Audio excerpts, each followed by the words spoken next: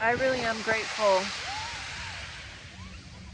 It's just that when bad things happen, it just takes everything out of me. But then there's life, you know.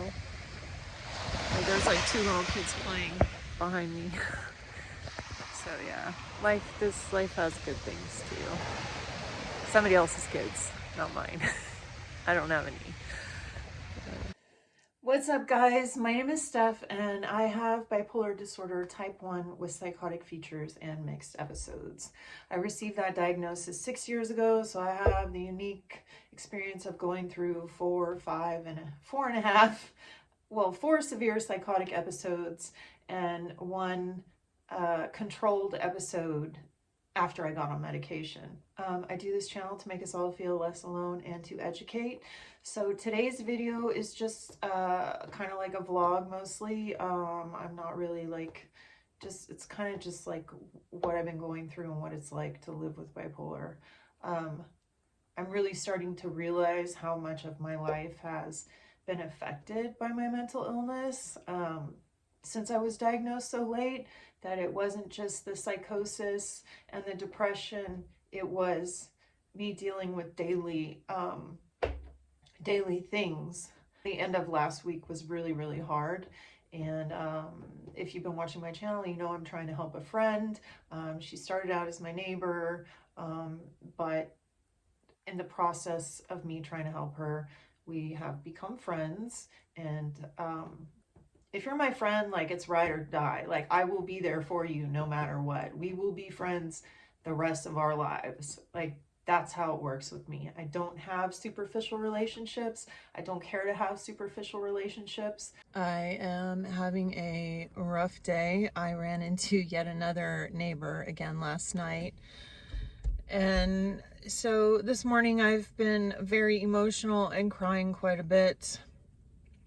So the reason why it's so upsetting is because when I was on the street, when I was psychotic and wandering the streets for a year, and when I was living in an apartment, you see just how many people out there just look at you like you're trash, and like nobody wants to help, no one. And you see just how many human beings don't give a shit about another human life. And it's so, so rare that somebody actually cares. And so these people have just made it so triggering and upsetting for me. And like, you know, it's everything that Tiffany has done to her neighbors has been unintentional and because of a psychotic illness. She has not done it with intent, with malice, or anything like that. She has been out of her mind, everything that she has said to them, but her neighbors have acted in malice and hate and cruel. They've been nothing short of cruel to her. And it's not justifiable. It's understandable, but it's not justifiable. And so I took myself to the beach. I got yet another fast food burrito, and I'm at the beach.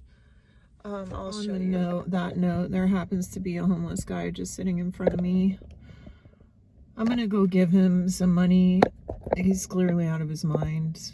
I'm gonna go give him some money, and then I'm gonna go walk on the beach. And so I just went and gave that guy money. And this car next to me, well, you can't really see him, but actually you can. Car right next to me. Go, "We hungry too?" And I was like, I think she was joking. I don't know if she was joking, but it wasn't really funny. I gave the guy some money so he could go get something to eat. I said, "You want to get something to eat?" And I gave him some money. But it was funny that is the perfect example of the world we live in.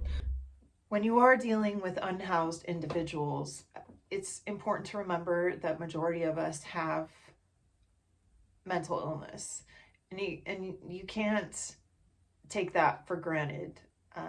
That is why people get hurt. We can't live under the delusion that we're not dangerous, because we can be very dangerous to ourselves and others. So that's something to keep in mind if you want to go be a do-gooder. I happen to just like helping people sometimes, you know. The guy that I gave money to will probably lose it.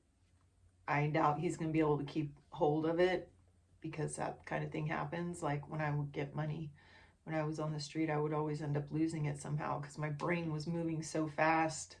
I would forget I have money there or whatever. So yeah, be careful. The way that I deal with my issues is I do a lot of self-care. I love taking myself out to breakfast, and I have begun meditating more, and I go to the beach.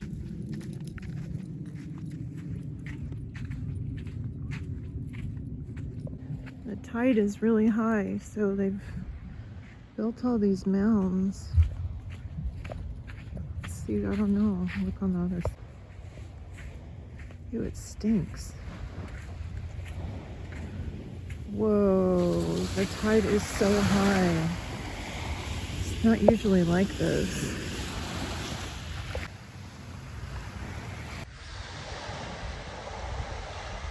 I'm lucky enough to live here, so that's a good thing. So I really dealt with mental illness when I was like so severe in psychosis, and it's not healthy, but it really helped me at the time. I was like a Candy Crush maniac. So I've been learning Duolingo on my phone, and that's been really helpful too because it causes me to focus. So if I do that before I go to bed, it helps with my nightmares and the night sweats and stuff. So that is really helpful. Doing something like where you're thinking before you go to bed so that you're not laying in bed thinking about all these horrible things that are bothering you. It's like my brain is constantly trying to figure out how to fix things. Like I'm still like 3 days ago because some situation happened 3 days ago that really stressed me out, and here I am, you know? So, whew. I'm so grateful to be alive. So grateful to be alive, though. I sing. That is really, really healing for me, like, because it sends all this energy through my body. And I talk to my dead mother. But I'm learning how to live with this illness, but it is frustrating because there's so much my emotions are so intense. They're just so intense. It just really, really sucks. But then again, like,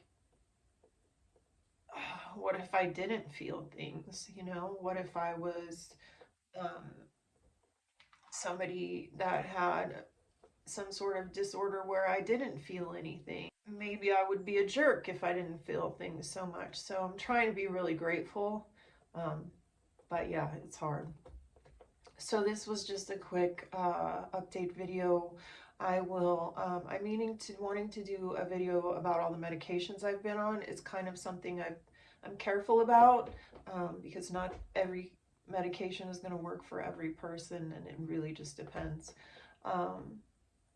So I'm doing all right. I'm hanging in there. I am working on a cover, which is kind of fun. I really love Miley Cyrus's new song. That's taking my mind off stuff. I need to get back into yoga, and I need to start exercising again. It's just hard to leave the dog. I'm making excuses. I've been lazy in that terms. I've just been wanting to do other things, not lazy, just wanting to do other things. But cardio exercise really, really helps mental illness. It significantly helps. In fact, I think that's how I got through college because I was such a gym rat. I think if I wasn't such a gym rat in college, I probably would have had an episode or gotten close to one.